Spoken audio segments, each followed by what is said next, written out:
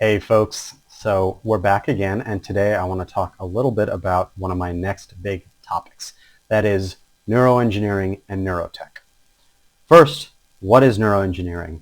Neuroengineering is a lot like neuroscience, except it cares about figuring things out in the real world and figuring things out by actually intervening. Let's actually build therapies or build technologies that get people better and use that entire process to do science, but also to do engineering. This is near and dear to my heart since my own training was a little bit more on the neuroengineering side than it was on the neuroscience side, and I'm a big fan of neuroengineering.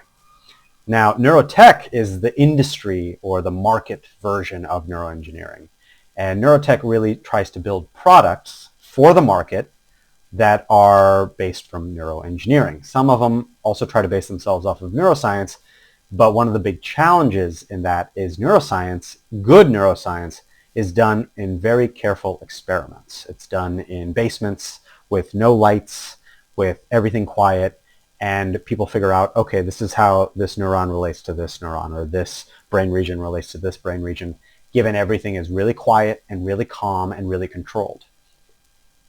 When is that ever the case in your life, in my life?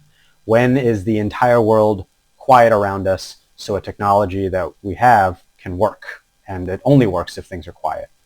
That's kind of my big issue with neuroscience, is that it's really focused on dissecting out how things work, not so much following along as the thing works, if that makes any sense.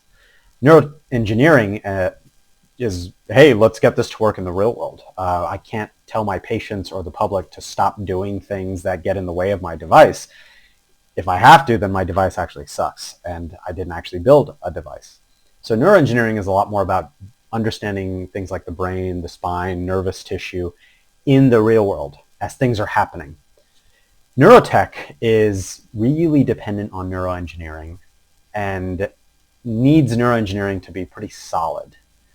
That's potentially where neurotech is not quite ready for prime time yet. It's really tough to do neuroengineering in clinical patients, and clinical patients are messy, but they're at least in the hospital or they're in the operating room. There's some control over the environment, and there's some ability to remove sources of noise, both literal line noise like the lights, but also noise in the epistemic sense or the uncertainty sense, the noise of all the chaos that happens in our patients' lives as they're trying to navigate it. We kind of close that off, and in the hospital have a pretty controlled environment, and in that setting we're able to get neurotechnology and neuroengineering techniques to work. That is not ready for prime time. That's not ready for the market. None of that is ready to be exported out into a market that's going to make any amount of money. So that's my 2 cents, is neurotech as a field in industry and as a market. It's way premature, and it's not going to end well, at least this cycle of it. It is important to try to do that. And a lot of the progress we've seen in neuroengineering is because we had really, really great partners in industry.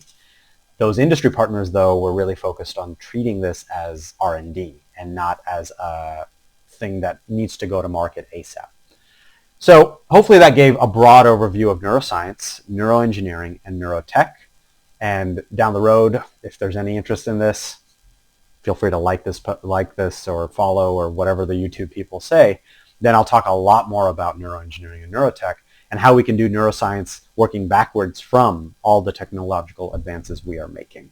But until then, see ya.